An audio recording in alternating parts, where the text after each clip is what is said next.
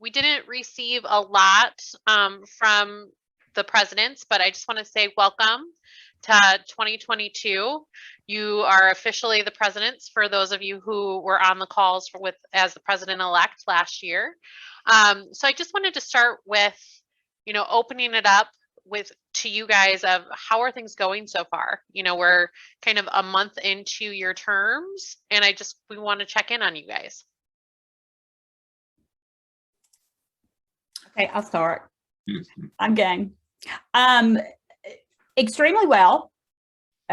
We kicked we had a social that really had a little bit of a hoopah, but ended up being a really good thing because it allowed our officers to get in and really meet everybody, especially new members. Our servers did not. Everybody called in sick. We had it at a restaurant. Everyone called in sick. And so guess who was serving? The officers pitched in and started. So it was great, though. It ended up really well. We met so many people and all our new members. And following that, we do a coffee with the president every quarter. And it gave an opportunity just to let people know what to expect for the coming year, and more like a round table, and just discussed, open to questions. Very, very good. And then, of course, you always have those problems thrown in there that like, oh, yay, welcome. Crystal probably knows what I'm talking about, but should I say who? But yeah, you're going to have those things. Yes. I'll go. This is Sarah Molker from the Wisconsin chapter. I think we might be a little behind because my understanding was my term starts in March. So I know I was on this call, but we've been prepping for it. And we have kind of planned, our trade show is right away at the beginning of April. So I've gotten a lot of welcomes from members that know I'm coming aboard. And same as Kelly, for some reason, I'm kind of getting streamlined into the issues right away and some complaints on things. So I think it's going good. I'm excited. And, our board is very, very welcoming and ready to, make the change. So I'm excited. Thank you. Clint, I know you've been trying to come off mute too, or Amber, either one. Whoever. I just figured I'd go real quick. Yeah, it's kind of the same. We've, being in California, we still have a mask mandate through the end of the month. So we've seen a limited participation in like some of our education program luncheons. But we did have last Friday our awards banquet for 2 years worth of awards, since we didn't do it the year before. And it was really well attended and everybody seemed pretty comfortable mixing. And it was kind of a nice start to kind of transition out the old president and then kind of meet everybody. And so it's starting to feel a little bit more like business as usual. We're not getting as many corporate sponsors as we typically do at the beginning of the year. And our marketing program's down a little bit because I think people are still waiting to see what's happening. So that's been a little bit of a challenge as far as trying to figure out what our revenue is going to look like and, what we can budget for events. So it's overall, it's going pretty well. We're just kind of hoping as things we get, we're on the backside of the surge with Omicron, that things kind of get a little bit more better attended and we can start going back to relatively normal stuff. Great, thank you. Well, I'm Amber in San Diego, and we had our event, our large gala event 2 weeks ago, and it was super well attended. We had people, there was just such a great buzz. Everybody's excited about diving in. Our marketing plan, within the first 2 hours, we had our first titanium sponsor, which is the over 15,000 mark. And they've just been rolling in. We just closed it January 31st. We just closed our marketing plan sponsorship abilities. So we're getting all the final numbers in and it's coming in good. We're really, really excited for 2022. We brought on a new executive director and she's killing it. She's keeping us organized. We've done a complete policy review update this past year and we're finalizing that. So I think we've set like a really good foundation for growth for this next year. Thank you, Amber. Corey or Michelle? Thanks, Kelly. So I'm Corey Auerbach. I'm with the Western New York chapter. We had our first board meeting and set out our schedule for the year, mostly virtual events at this point, although Governor Hochul here in New York did just lift our mask mandate for most businesses. So we're hopeful that we can get back in person, but for planning purposes, we're doing a lot of webinars for events. We've got basically 2 scheduled for each quarter. The nice thing about webinars is it's pretty easy to find an industry expert for an hour to talk about something, promote their business if they're a business sponsor, but also make it educational and informative. And it's obviously very low cost for us because we have a small budget here in Western New York. So we're able to achieve a couple of our objectives by doing them virtually. Of course, we want to get back in person. We're a smaller chapter, so if we have a good event, there's 40 or 50 people there. But right now, we just aren't seeing it yet from our members that they want to get back in person. And while I'm off mute, just want to put in a quick request to all of you, and I'll put my email in the chat. But one thing that we're really trying to work on is improving the benefits that our sponsors get. Right now, they're pretty lame, to be honest. It's, you get a half page here in our newsletter, and we'll put your logo on our signage, and you can write for the newsletter if you want to. It's not that attractive. And I'm looking and hoping, the main reason for joining to the call today was to reach out to you all and would you mind sending me your sponsorship package? I know some of you, we were talking about titanium sponsors. I just love to get some ideas of some value that I can add to try to induce more sponsors so that we can increase our budget and start doing some more interesting things. So sorry to take my update time with that request, but I'll throw my email in the chat if anyone Hey. wants to send it to me. Hey, Corey. Hi, guys. Yeah. It's Crystal. Hi. Hey. Corey, you may want to check similar sized chapters website. I don't know if you've done that yet, but because a lot of times they have their business opportunities up on their website, and you can see what they're offering. Because I would definitely look to similar size, because some of the chapters on here are larger, and so probably able to offer a little bit more. I mean, look there too. But Sarah, how big is your chapter? Are you guys similar in size? We're probably similar. I mean, we have some of what you're talking about. I think we also offer like some stuff for our golf outing and like different things on events that we have if you're a sponsor. And, it gets greater as like the bigger the sponsorship, but probably similar. I wouldn't mind looking at that as well. But, you could probably look at our site to see, what's offered for each tier, of sponsorship. And Kelly Shields, do we have some sponsorship stuff on the online toolkit too? We do. So as a chapter president, you guys all have access when you sign into the website and you go to the chapter area. And I can actually share my screen in a minute. I'll sign in and get to that spot. But we have a chapter leader toolkit that has a ton of resources for you guys. So I'll go ahead and I'll pull that up in a second and do a screen share so you can see where that is. But we've got a couple webinars that we've done the past year about sponsorship ideas, and then some prospectuses too that might be beneficial to take a look at. Thank you.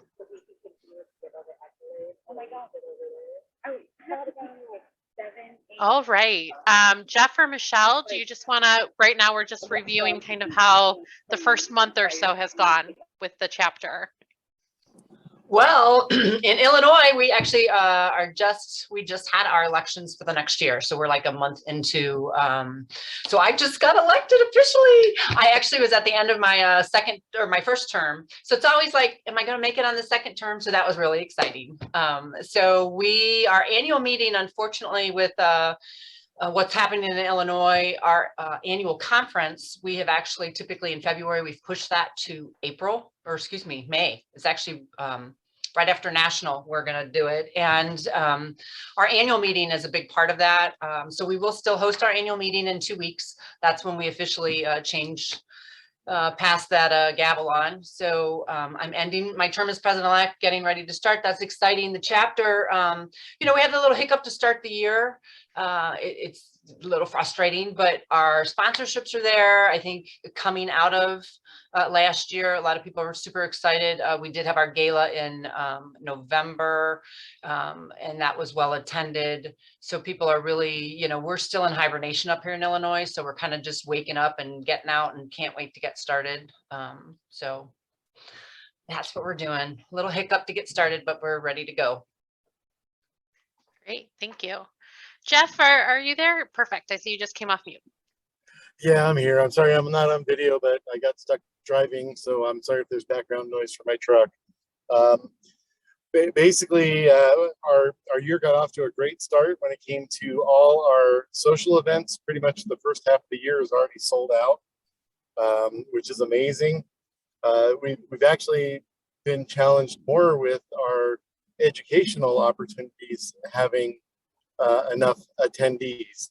A lot of it seems to be the managers just don't have the time right now to dedicate to going to our educational events. But at our CEO forum we held, where we only got maybe about a fifth of our CEOs attending, we did ask them, hey, what can we do to get the managers out? And we actually saw at the next educational event more managers. So that was actually a very positive thing for us to see. But everything is really going well. Again, we're just not seeing the registrations for our educational events, even our spring showcase, which is going to be next month. As of our board meeting last week, only had 5 signups for attendees. But our expectation is we'll have it full again. So that's kind of where things are. Is I think the managers just seem to be very busy and strapped for time right now. Hey, Jeff, this is Crystal. Are you doing all your education in person, or are you guys doing anything virtual for education? We are still doing, so we have some that are going to be virtual. We're doing a lot more in person in this year's schedule. Our Peak One series, which was on legal issues in Colorado, that we had some poor attendance numbers for the initial signups, but after our CEO forum, we had the room full, which was great. So it seems the in-person are getting better attended, but the virtuals are still pretty full. Yeah, because that's what I've heard. I'm interested to hear what other people are experiencing, but that the managers are so busy still trying to, you know, manage everything that they want their education virtually because they don't have to drive somewhere and attend and then drive back. It's easier just to hop on. So is that everybody else's experience? Well, go ahead, Michelle. I'm sorry. Oh, no, I'm just shaking my head in agreement. You know, I don't know if it's people have enjoyed that working from home, and I don't know, the wind, we hear a lot of the gained, sorry about that, the gained windshield time, and just becoming, I don't mean to say lazy, but I mean, people just, they've really kind of just held on to, you know, this is so much more convenient. So, you know, I think our challenge with virtual is more so engagement, to have people be active and participating in the sessions that they're on. Like we might have a full screen of 50 people, but it's all like this, you know, and people are doing other things. So I think, you know, as I witness what's happening, that some of it is trying to improve our engagement. We've got participation. The other thing that, you know, on this topic is CAI education classes that we're offering. And then also our business partners are starting to have a number of classes where they're offering these credits. So where we used to capitalize on being the bread and butter of education, now our competition is actually coming from our own membership. And so that's an interesting little twist that just trying to figure out how we work with that. We've instituted a new education system online. a learning management system that we store all of our recorded webinars, our classes. We're able to chart, keep track of who's attending and do a lot of marketing statistics that way, but also being able to, and that's all new to us. There's a lot of, we just started that last year. That's still growing. And so as we grow that with what we're also experiencing with our competition, and then some laws that are changing in Illinois as well. But yeah, virtual is definitely that challenge of keeping people engaged such that they, are still really participating. Go ahead, Kelly. Sorry, that was a long one. No, totally fine. I was gonna say I'm actually one of those business partners that offers CE credits, and we have been for many, many years. One thing we have done, well, a couple of things. First of all, we involve our business partners in teaching the classes that we have, because that gets them really pulling a lot of them. They're out there promoting this and getting managers in. We a lot of times we have, whether it be our attorneys or our pool company or restoration company, depending on the topic, our topics that we have, we involve them.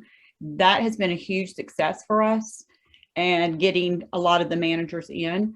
We just had our first in-person for the year, and we had over 100 managers there. We also have our vendors there. You sponsor a tabletop, and they're able to come out and see all of the vendors.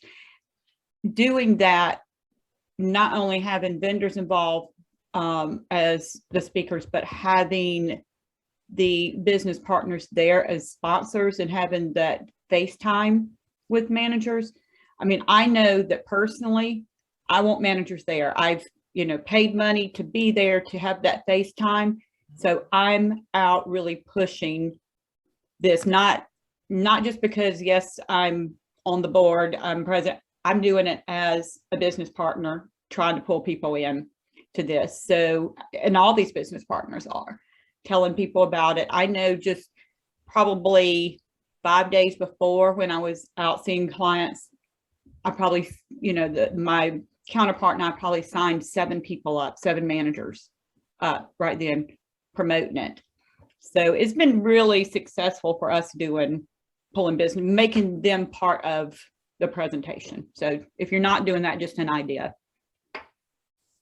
Yeah, we do the same when we have education topics with, business partners in the chapter that we use. The challenge we've had, like we had our January program a few weeks ago, and we only had 40 people where we typically have 120. We kind of got off the virtual because, like the point earlier, the attendance was pretty good, but one is we found out if we charged for it, people wouldn't come. So when we did virtual, we had to do it for free. And then the other part, we had a really hard time incorporating business partners. So we would have them do commercials or do little breakout rooms where people could go, but people always navigated around that and wouldn't engage with the partners. So they really wanted to get back in person. The interesting thing was the business partners, even though they were a little disappointed that we had such a light turnout, the ones that were there said it was great because they got a lot more FaceTime and got to actually spend more quality time with the managers and the homeowner leaders. So it's hopefully as we move forward, we'll get a little more participation in person and have the value for the business partners. Because like I said at the beginning, we're having a lot of them wait to kind of turn over their sponsorship dollars to see who turns out, and that's a little bit problematic for the chapter. I apologize because I came in a little bit late, but I think you're all talking about the business partners doing education sessions separately. So this is a hot topic for us, and I'm sure for everybody, but I feel like the chapters individually have to start doing heavier topics. I think that the business partners can do their own topics. They're experts, and it makes sense. Honestly, they get to get approved for free. They get to offer it for free, and all they have to do is send out a certificate. So their value as a business partner, if you're a business partner looking at that, it makes total sense to do. And you get that soul, or maybe you're doing it as a partner. So the chapters, I think we really have to step up our game with our topics and meat on the bones. Like we have to make it the topics that people can't just do, or do them with more value, whether it's more interactive or, you know, site walkthroughs, or if it's like even things like Stop the Bleed and CPR classes. Like we have to start getting creative with things that people can come and do in person and get more value out of, because the business partners aren't going to stop doing it. No. And I agree that's one thing we've really discussed this year with the education committee. And that is, like you said, really beefing those topics up, something we know they can't get somewhere else, something they need. So I will say, Crystal, I think you were the one that told us about Frankenboard. Was it you that had told us about Frankenboard? Maybe not. Anyway, if you guys get the opportunity, there is I believe somebody from National had given us the name of a gentleman that does Frankenboard, and it's about boards. He dresses the whole part. He was amazing. So if anybody's interested in that information, I can get it from our executive director and share. But Yeah, Kelly, if you wouldn't mind sending that over, or have it sent over to me, I'll make sure we add it to our speaker database as well. Yeah, he was, people just thoroughly enjoyed it. And it was, although, you know, I don't know that it was really a hard hitting subject. It was just it was one of the things that people look forward to, because they really love to hear of just, you know, awful board experiences and how to handle it. And he was really, really good. I mean, he dressed the part. The whole thing was entertaining. I had more managers come out and tell me that, oh my gosh, I just never even thought about falling asleep during this. It was fantastic. It was interactive. So I'm happy to share. I know he goes all over for it, and it's probably one of the best reviews that I've heard in a long, long time. So I'll make sure you get that. Corey, I'm getting information for you anyway. So I'm doing that. I'm emailing you now, telling you that I thought I had it on site, but my exec director's sending it. Okay. Perfect. There is another part of that too. Just a question for you all, and this is going to sound brutal, but are you finding that your speakers, your internal speakers, your experts are dry? It's maybe it's Pennsylvania that we're just a little bit dry of speakers, but I think that's hard too, is just because we're business partners and they want to give the chapter, we want to give the opportunities to the business partner. We're not natural speakers, and it's brutal. The feedback we get is like, this was boring or this was brutal, and we've heard this information before, but the delivery is hard. I wonder if we could have like a database or some sort of poll that we could do off of each other's strong speakers and like share our speakers with each other or something, because it's like, it gets old, same people speaking every year. And you know, that's whether it's like the same people. So people are just tired. Oh yeah, we've already heard her. We know it. Even if it's a different topic, we already know who that is. Yeah. We do have that in Illinois. We have a number of dedicated volunteers who've been with us for 10, 20 years. So it's like, oh, we already know that. Indoctrinating the new people to the older people and the generations, trying to work with that. Mm-hmm. That's a very valid point. Something else I was thinking when Kelly started talking, when we talked about the business partners, trying to utilize them and letting them see what their value to CAI as they're trying to promote other classes. You know, we actually started a business partner council last year, and we offered our first in-person educated business partner class. We actually had over 50 people. It sold out. We had standing room only. It was kind of fun. We did that again this January. Last year's was in person. It was right before pandemic really hit hold. God, was that 2 years ago already? Wait a minute. I'm like, wait a minute, that was 20. So that's right. We didn't have an in-person last year. This year we ended up having a virtual. So we only had about 20 in virtual. So it was about half. But by having that educated business partner and kind of promoting that program and really reaching out and saying, hey, we need you. We need new blood. And even with the sponsors that we have now, that the old blood that continues to speak, actually asking them, who else in your company can bring that same message, but let's see that new face. I think that's another way, you know, I'm thinking as I'm listening to you guys too, that's another way. But this educated business partner and, you know, promoting that, that's an individual distinction. That's not your company. And so also kind of capitalizing on that, that not that these people are switching companies like managers do, but we are seeing some of that as well. So I think that's another way to promote another CAI program, a benefit to a business partner. If you're putting that in your offering things that only educated business partners can have, you know, to keep it exclusive, but not, you know, such that it makes them feel like they're being, you know, pushed out or whatnot. Great. Thank you, Michelle. And just 2 points that I wanted to share with you guys before I forget from this topic. We are having a call for all of the education committee chairs. So that's going to be February 17th. We have notified all of your executive directors and asked them to share that with your committee chairs. We will have another one in March for your membership committees as well. But we found that, you know, these calls have been pretty beneficial for you guys, you know, in leadership. And we thought that a lot of these topics are coming up around education and membership. And so it might be good to have those chairs be involved. So we will be recording those sessions. So if your chair can't make it, we will have those recordings available. But again, just recommend that to the chair as well. We did put that information in the weekly email that's coming up about how to register. So you can always feel free to share that link with them as well. And then as for the speaker database, we do have one. We just recently started it within about the past, you know, year and a half, 2 years, right around when COVID hit, of course. But if you have any really good speakers, I do recommend going in and putting them in or sending them to us nationally. So, and we can go ahead and put that in. But if you are looking for some, they are there. So what I'm going to do is I'm going to share my screen and just show you guys where to find this information. So give me 1 second while I share that.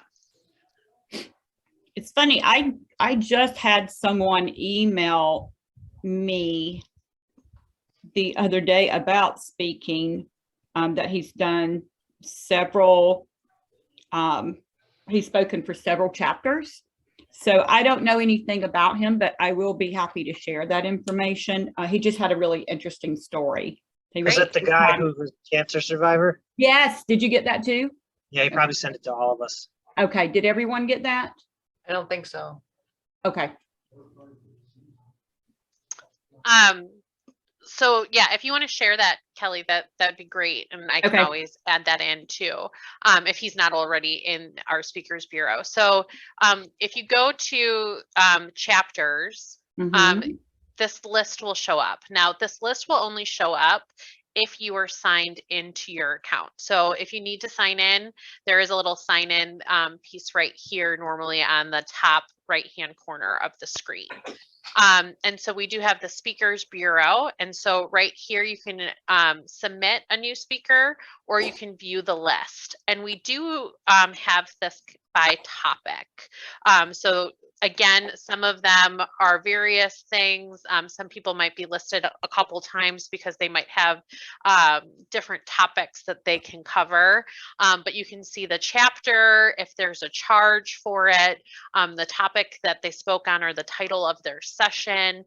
So again, we don't have a ton, but this is definitely a place that you can look at, and we're trying to build this up. So again, if you have a great speaker, please, you know, come and add this, or again, just, you know, send it over, or have your CED send it over to us, and we can make sure that it gets added so we can keep building this list for you. And we've heard really good things, especially if you are doing something virtually, that it's been, you've been able to get a speaker for that. Hey, Kelly. Yes, go ahead. I'm not sure if my connection was lost. I'm not sure if you guys talked about this, but even if you don't find somebody on there, 2 things. One, we have the managers, or not managers, the chapter presidents exchange group. So you can always ask there. And then, you know, if you need to, just reach out to Kelly or I or any of the chapter staff, and we can try to connect you with people through like our board of trustees or other leadership that may be interested in whatever topic you're looking for. Yep. And you know, to Michelle's point, for the educated business leader, we do have people from our business partner council that will help, you know, put that course on for you too, if you need assistance with that. So again, just let us know and we can help connect you for those resources. This other page, again, just really quick, because I know I had referenced this, it's the chapter leader toolkit area. So again, we've got this broken down in different resources. And I just want to show down here, we've got the sponsorship. So we did collect a couple of samples from different sponsorship packages from that. So Corey, that might be beneficial for you to take a look at that. Again, it's not a ton. But again, if you also feel like you have something when you're in this toolkit area that you would like to share with other chapters, again, please send them over and we can get them posted as well within this section for you guys. Is there so the list of speakers, those were all internal or CAI members? They are not. Okay. No, it's just if any chapter had a session and they said this program went really well or the speaker did a good job, they put that in there. When you click on it, it will say if they're a CAI member or not. So we do ask that question. So it will be listed. Very cool. Thank you. Yep. It's exciting. All right. We did have a question about DEI and what chapters are planning to do in 2022 in terms of that. So I just wanted to open that up to you guys of if you have any plans, if you've been talking about that within your chapters. Okay, so that was actually my question. So we actually have, you know, I would hope like most of us have instituted a DEI policy for the chapter. And then we called for a DEI task force, obviously calling for volunteers first to see who would want to step up. 4 months of crickets, nothing. And so trying to find a different way to approach how we would you know, do more to incorporate it at committee level, you know, which is where if we don't have these direct volunteers for a task force, that's what we're looking to do is bring it to committees, not to burden the committees more with what they're already challenged with, but they're going to need to ultimately incorporate it anyway. So if that's, but just really trying to find what's the best way to approach it and bring it down to, it's not just a paragraph on a page somewhere and it's active and live in the chapter. Hey, Michelle. So you know that we have a task force at the national level, and we were mostly working internally first because we have a larger staff than a chapter, and so we just started working with the members, and we have, I don't know, 17, 18 people, which is fantastic. What I see the challenges and what my thought is of why people may not be volunteering is because when you say we want to start a diversity, equity, and inclusion initiative, it's very overwhelming. You're like, well, what am I going to be able to do unless there's something specific, like, you know, like, I don't know if the board can maybe discuss and try to provide direction. Like, are you guys looking to do an education program? Are you looking to find ways to bring more diversity into the membership? And I'm sure the answer to these questions are going to be all of the above, but kind of try to break it like, this is where we want to start, because it's a lot when you just go, oh my gosh, I want to do all of these things. So you kind of got to peel it apart, if that makes sense. That's just been my experience. Thank you. Steve, I see your hands raised. Hi, yes. So we did the same thing. We did a task force. We got a couple volunteers for that. And just like what we're saying, we're not sure what to do because it is a thin line. And so, you know, there's, you know, South Florida, there's a lot of things we can do. One of the discussions was, you know, recognizing, you know, like women empowering women type of deal. Other things was like doing something, don't know what, like during Pride Week down here. But again, it's a gray area for us. So it's something new. So I would love to be kept updated as to any fresh or new ideas that comes across the table with that. The other thing too is this national task force. During our first meeting, you know, we were kind of just brainstorming on what we want to accomplish, and there's probably, I don't know, 15 different ideas.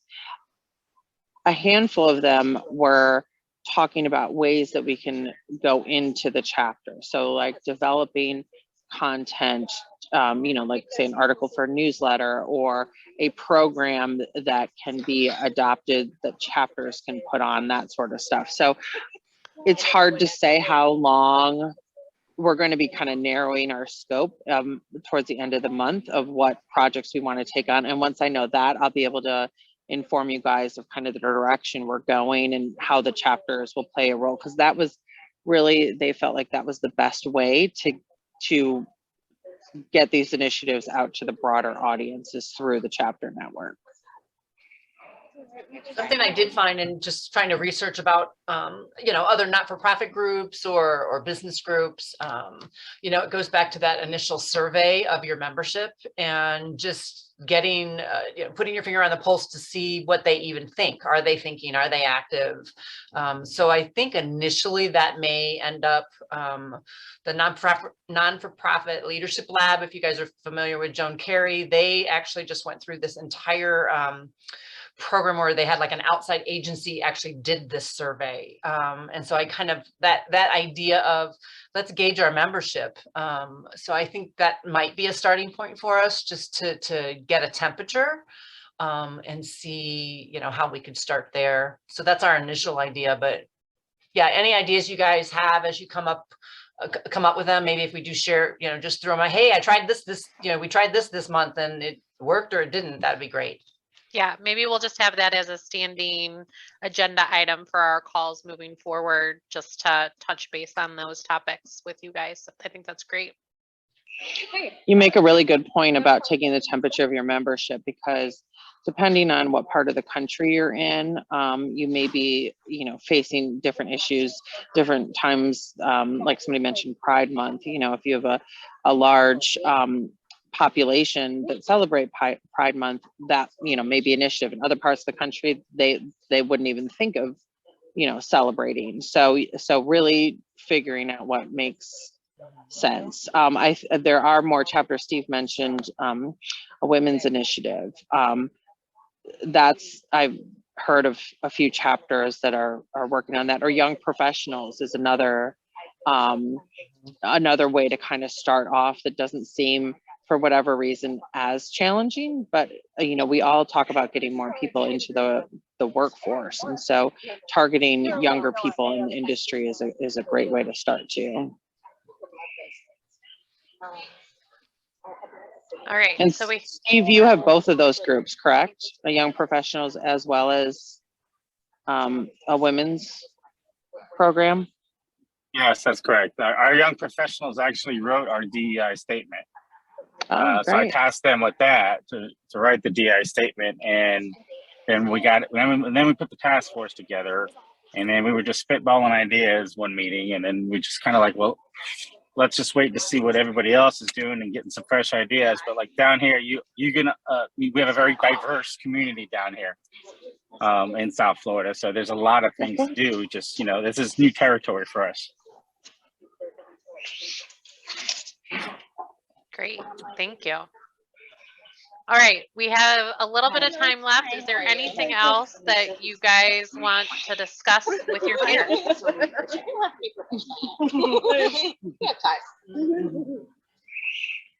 What's going on out there at the National Retreat? Very good. Well, yes, this is not a fake background. This is actually down the street from Clint in La Quinta, California.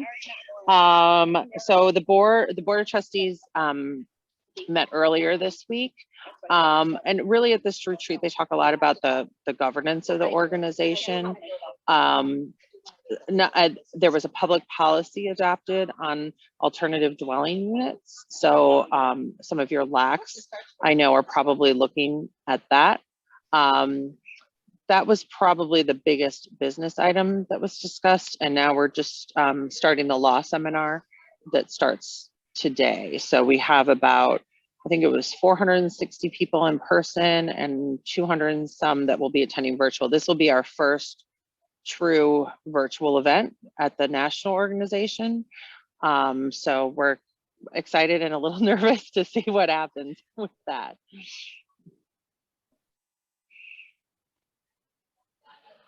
So would you rather be back home with your weather, Crystal, or is this No, not so no, bad? I would not. Clint, I have decided that I want to live at this resort, not just anywhere, but only in December, January, and February, because I have been here. Your chapter has invited me here in August, and it's not fun in August, but it's beautiful in February. August isn't too bad as long as you're indoors by like 10 a.m. Yeah, but I like to be outdoors. It's beautiful.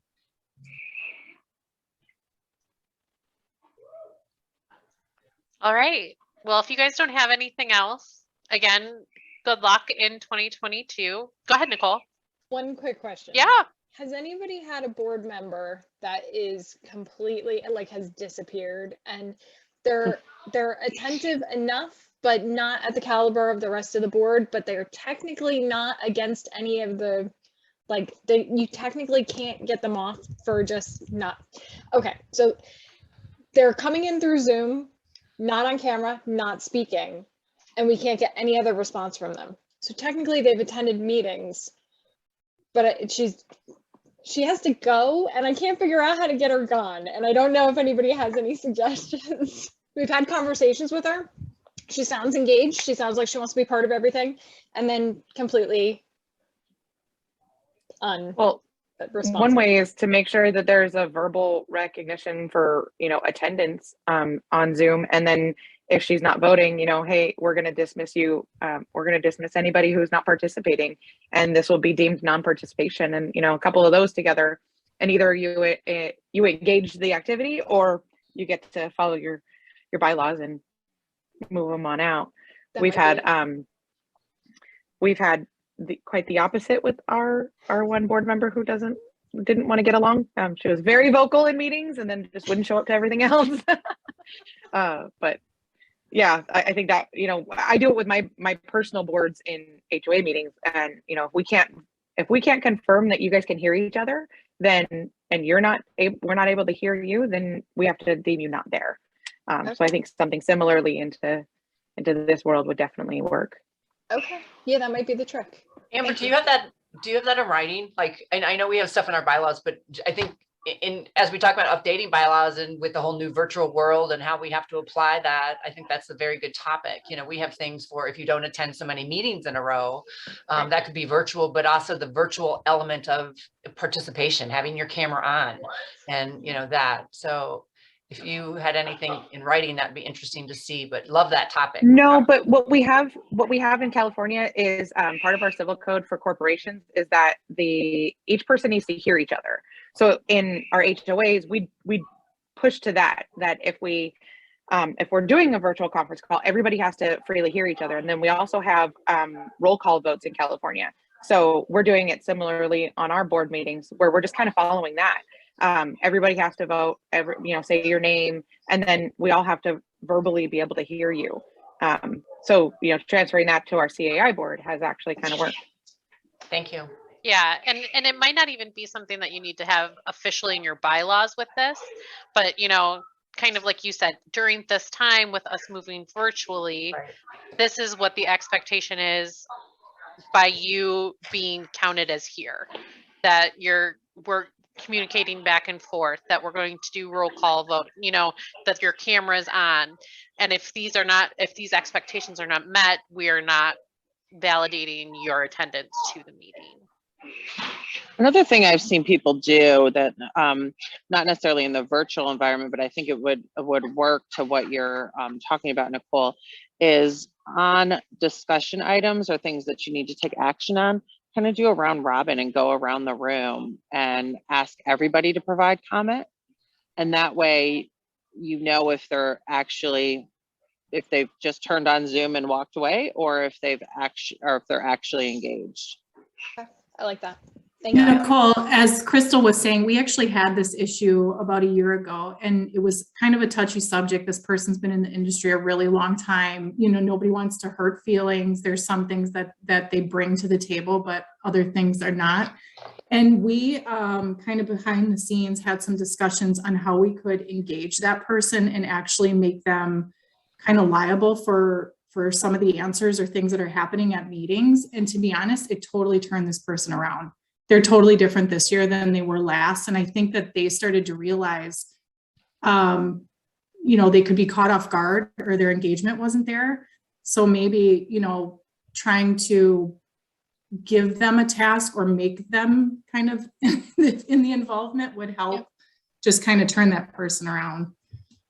I love that idea. We had kind of had 3 that were not very active, and 2 have turned around this year, and the one just hasn't. And it's frustrating because everybody else is engaged, and I want that last person engaged and doing their part too. So I appreciate everybody's suggestions. Thank you very, very much. You know, something else that's really interesting is we took this also to committee level, because we, you know, we want to emulate what's happening at the board at committee level. And ironically enough, we started like an attendance. We've always had an attendance policy, but it's been loosey-goosey. So we've actually provided templates to chairs to say, hey, keep track of your attendance so that you know, have that.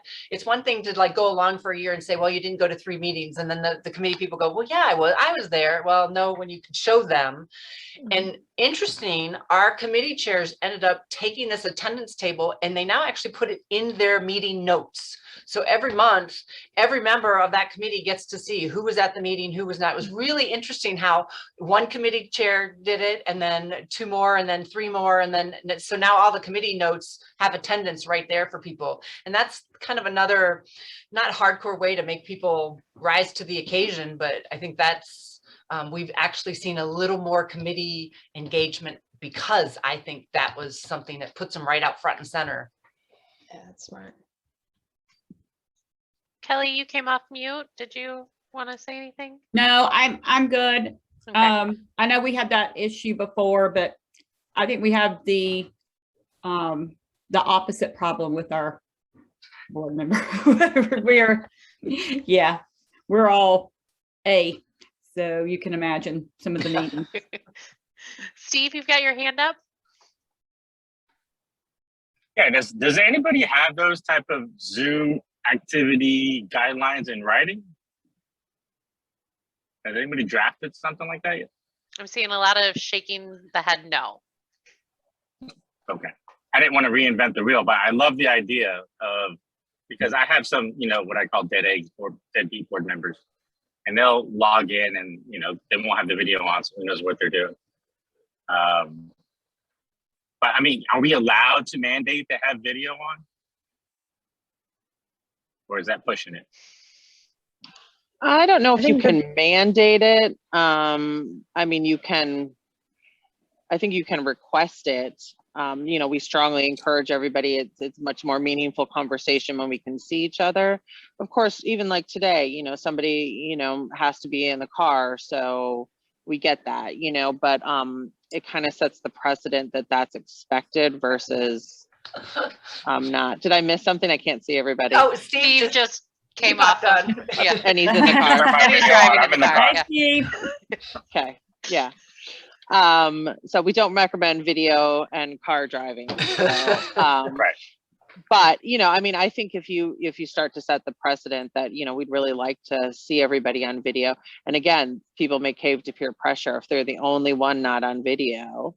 But I don't know. Yeah, We had a board member last year on the national board that refused to do video calls because, you know, you know, I don't know, she thought somebody was going to hack it or something.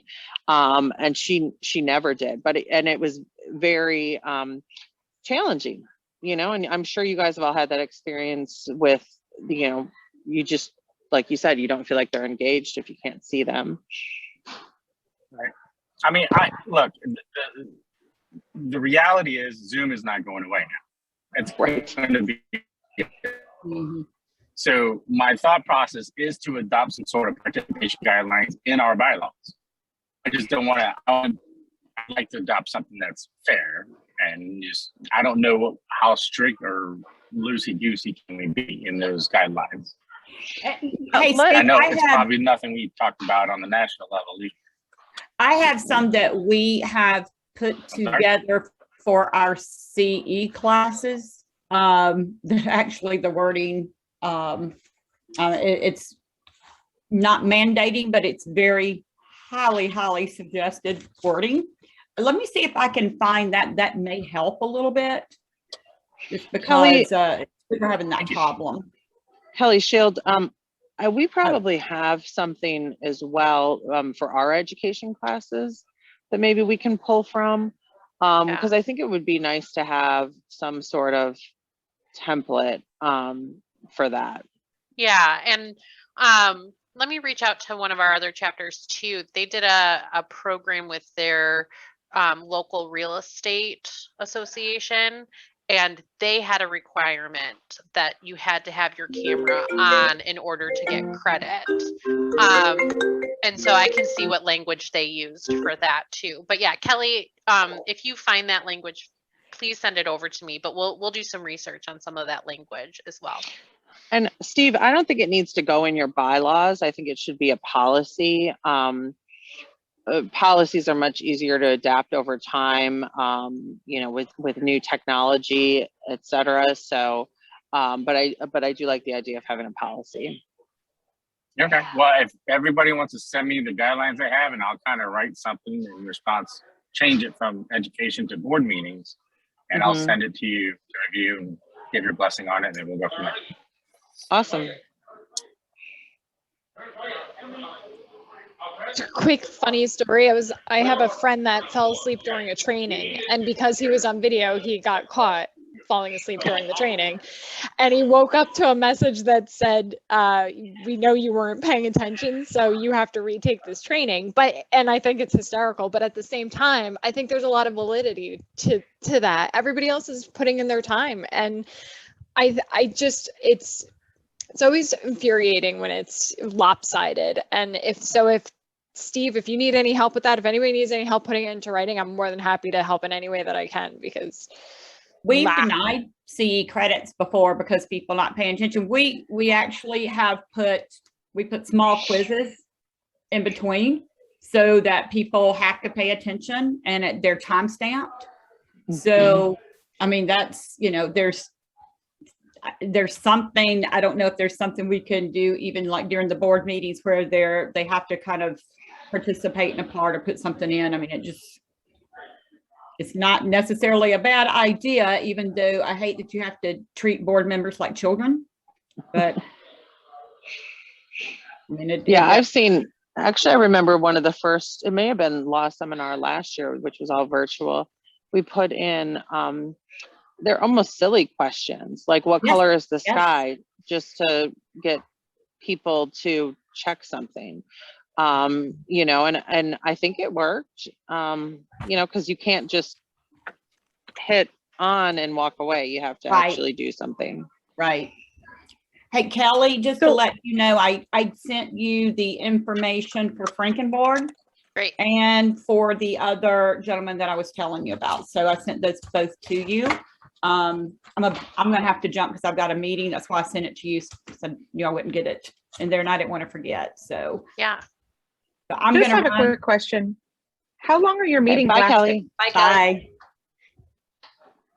How long are your board meetings lasting on Zoom? Ours are about 30 to 45 minutes. 2 hours. Yeah, mine's more like 2 45 hours. minutes. Ours is probably 45 to an hour. Hour and a half. Okay. ours are about 2, but they're in person still. Okay. We're using a consent calendar, which is helping move a lot of stuff along. And, you know, really just keeping discussions to like a round robin type thing, which helps. I mean, we were done in 31 minutes last week. So are you, Amber, are you doing like strategic discussion then? I mean, we have a part of our meeting, we allow for strategic discussion So are you doing, is it just business or are you doing anything else? It's just in your- business. Well, right now it's just business because we did a lot of the strategic stuff already towards the end of the year, preparing for this year. So some of those meetings lasted, a full hour, but even then we didn't, a lot of the business stuff we're not bogged down in because we're using the consent calendar. So we don't have to, it's all there to review. If we need to pull something from it to discuss it, we do. But I think we've kind of got our board trained on, yes, that's stuff that we need to do. Yes, we need to check that box, but really, where do we want to focus this time? And how do we want to spend 10 minutes talking about something that really has, teeth or merit? Or do we want to talk about how, somebody hasn't paid their bill and, spend 15 minutes on that? Or do we want to empower our executive director to be able to use our policies and do that? So yes and no. Well, no, that's why I bring it up because, and I say we have an hour and a half, 2-hour meeting, that could be why, if I'm spending a half an hour on strategic and we actually, somewhat do, our strategic plan is in place, we're addressing that, but then also planning for the next year, which is always that overlap of we're in this year, trying to do this year, but planning for the future. So I think that's, but I think that's important to know is what are the contents of the meeting? You got a 30-minute meeting versus 2 hours. Staying out of the weeds, as you mentioned, not talking about certain things, doing content approval. So all of you could pass approval on all decision-making in one vote. That's another way to speed things up a little bit. But just we've been delegating things out to 1 or 2 board members so that, they do the research and then come back, or even 3 at some point, where we'll have smaller meetings or like ad hoc committees to do that and then come back and say, okay, this is kind of what we found. This is what our recommendation is. So there are other questions and further discussion, but we're not sitting there all Googling in the middle of a meeting trying to figure out the answer because, we've come with educated action plans for kind of how we want to move forward.